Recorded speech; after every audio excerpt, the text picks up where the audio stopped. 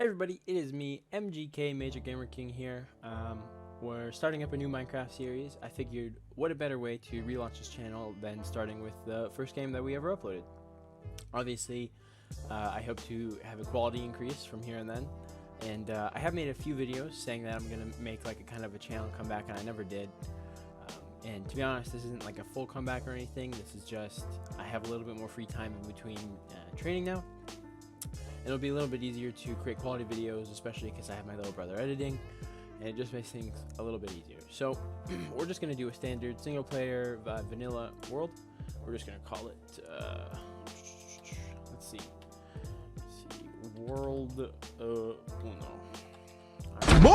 survival, everything here, standard I guess, create a world. So recently, you guys probably know, PewDiePie started a new Minecraft series, and I haven't played for a long time, basically since the last time I uploaded a Minecraft video, to be honest. But he was doing the series, and there's a whole bunch of new stuff. I saw the underwater temples, the forest mansion, and a lot of it looks really cool. So I figured, hey, there's probably not a better way to come back than just doing Minecraft, because everybody likes Minecraft. You know, it might be a little bit old, or it might be a little bit cringy or whatnot, but you know, no matter what your belief on it is, I think, you know, personally, it's a lot of fun, and it's easy to commentate over, especially for like a comeback video where mainly I'm not really focusing on the gameplay as much as I'm just trying to talk to you guys and tell you what my plans are for this channel. So I think, at least for now, I'm going to try to begin with just I guess how do I say this, like a relaxed approach.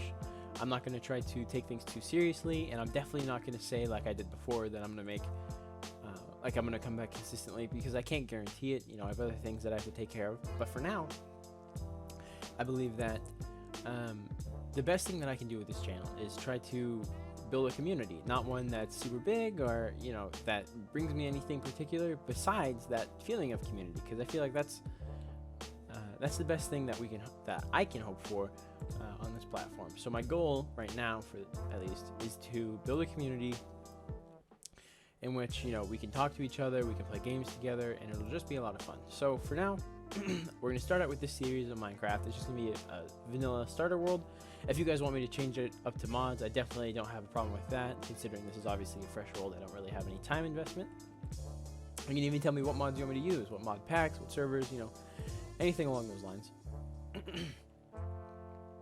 So because I want to build that community, like I was saying earlier, I think the best thing to do is to tell you all a little bit about myself, what I've been up to, obviously, since it's been a long time since I uploaded, and what I plan to do now that I'm, you know, making new videos. So obviously, like I said, this isn't going to be like I'm not going to end up being super active or anything. I do plan to try to make my videos a little bit more quality.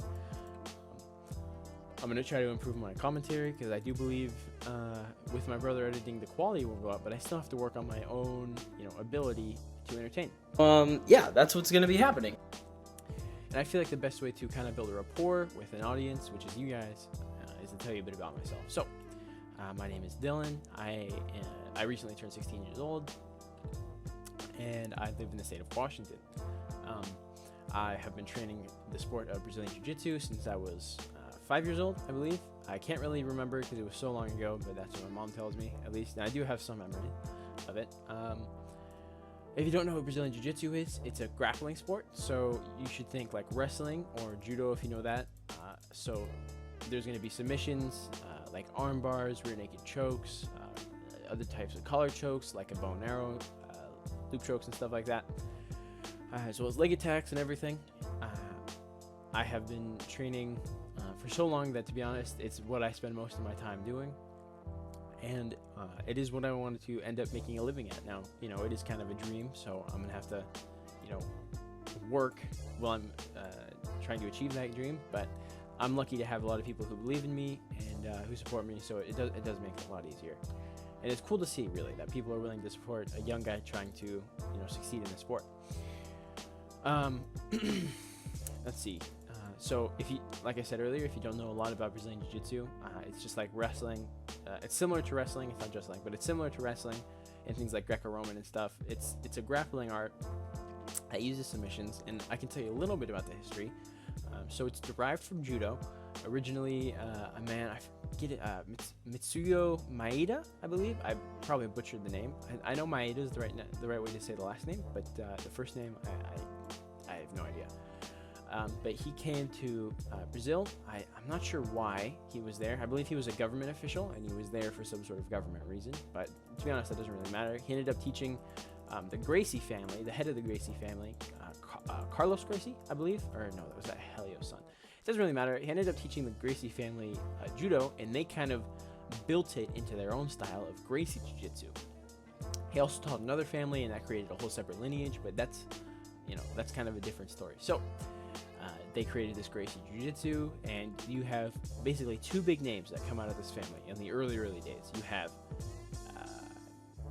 for the UFC, for UFC 1. Sorry about that. For UFC 1, you have, or sorry, I guess we'll start with Rickson, since he was kind of before his brother. Yeah. So you have Rickson Gracie, who competed in Vale Tudo, which was basically the precursor to MMA. It was no holds bars, similar to how earlier MMA was marketed.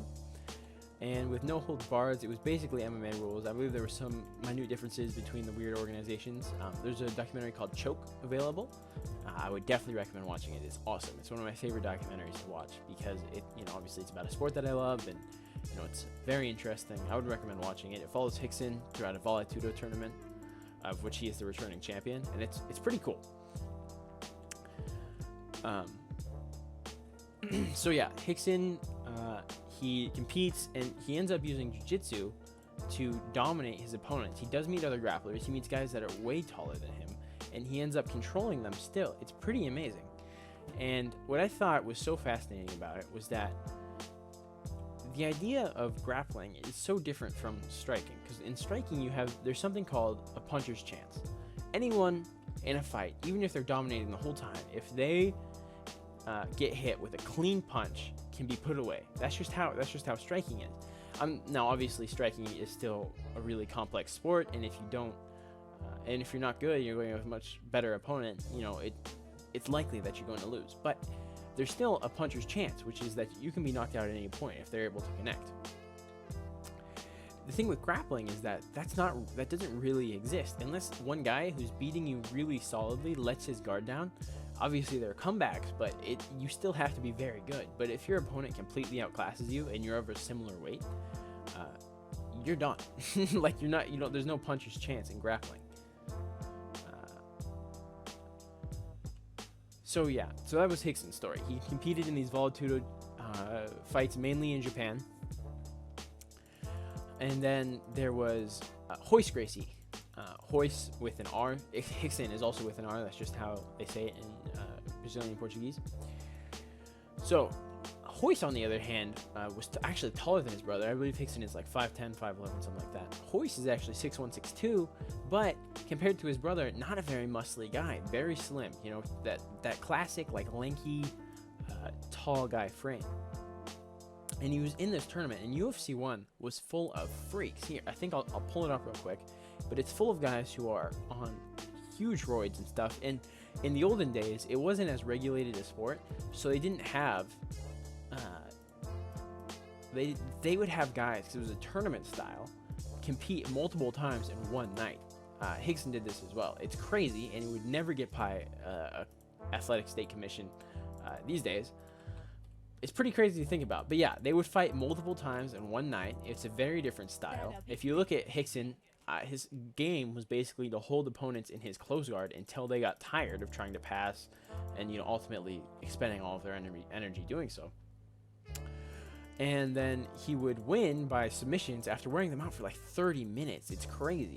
Like this kind of endurance style jiu-jitsu is like, it's like the original type of jiu-jitsu. It's much different from what we have today. It's kind of evolved in a much different way, which is interesting. But regardless, so let's see. Royce Gracie, he beat Gerard. No, I was in the final. So early on, let's see. Royce Gracie faced Art Jimerson, which was a boxer famous for coming into the ring with one glove. Yeah, pretty crazy. And then there was Ken Shamrock. If you've never seen a picture of Ken Shamrock, I'll have my editor put one up now. He is a big dude. He is on all sorts of roids. And he was much bigger, not taller, but bigger than Hoist. And, you know, when you're facing that kind of weight and strength disadvantage, it really shows you the strengths of jiu-jitsu. Jiu-jitsu is the martial art that is based upon, I guess it's developed in a way that it's supposed to let the smaller man beat the untrained larger man. Now, obviously, if you have a larger man and a smaller man of the same skill level, that's when you start to run into some difficulties, you know. But when you have a smaller trained man and a larger untrained man, the disparity is really there. The skill disparity and the ability to control the opponent is really shown. Now, Ken would go on to be a force in the sport for a while. I believe he attained the UFC Heavyweight Championship, although I don't remember. He may have always lost to Tito, and then his brother Frank would beat Tito. I don't really remember. But to be honest, it doesn't matter, because jiu-jitsu after that would start to take off. After the UFC 1 appearance, because that's when that's obviously got televised, and then people actually knew about it. And it became more of a force in the world until, you know, where it is today, where the sport's just expanding in crazy ways. We have the Mundials, which is a very important gi jiu-jitsu event. You have ADCC, which is a hugely respected no-gi tournament with heel hooks and everything. We have, you know, the IBJJF and IBJJF Worlds, which is, you know, obviously you win Worlds, you're a world champion, which is, it's crazy. How like recently, the 2019 Worlds, the level of jiu-jitsu that you saw, especially with up-and-comers like Kainan Duarte, man, that dude is insane. Anyway, yeah, so basically after that, you know, early 90s, you know, jiu-jitsu starts to take off. It spreads. You know, you hear guys like Eddie Bravo talking about it, and UFC was basically, you know, how jiu-jitsu spread, how it got to them. So it's really cool to think about. Anyway, that's just a sport that I'm involved in. I kind of went on a tangent there, talking about, you know, the good old days or whatever. But yeah, so let's see, what did I go over? My name is Dylan. I recently turned 16. I've been doing jiu-jitsu for most of my life, Brazilian jiu-jitsu. That's pretty much my whole that's pretty much everything. Obviously I'm starting to do this again, and I kind of had it. I mean, if you watch my old videos, they're not really of any sort of quality. They're just kind of there, but there is some unintentional quality. One of my favorite lines being, I think during one of the live streams that I uploaded, I bragged about having, quote, 5 or 7 Gmails, unquote, you know. So it's weird looking back on them. It's funny, and I don't think I'll take them down because the unintentional comedy is awesome. But at the same time, you know, it can be difficult to watch when you look at it for what it really is. But yeah, so for this series, I think I kind of said it earlier, I'm open to changing it up to modded. I'm actually up to playing other games as well. I just figured this is a very easy, universal way to get back into things. I think I gotta create a little shelter here, otherwise I'm gonna die. But on the bright side, I believe I have 4 pieces of wall, so that means I can make a bed. There's a lot of creepers here as well, though, which is slightly frustrating. Although if I dig down into the earth like a mole, I can survive. But I think I'm gonna wrap things up here today, guys. I appreciate you hanging around, coming to check up. I plan to upload as many of these videos as possible. You see that slick dodge? Okay. Yeah, I'm really excited to get back into this, and you know, I can't wait to get to know what you guys want to watch, and everything that oh shit, everything that oh okay, I think that's a good I think that's a good note to end off on.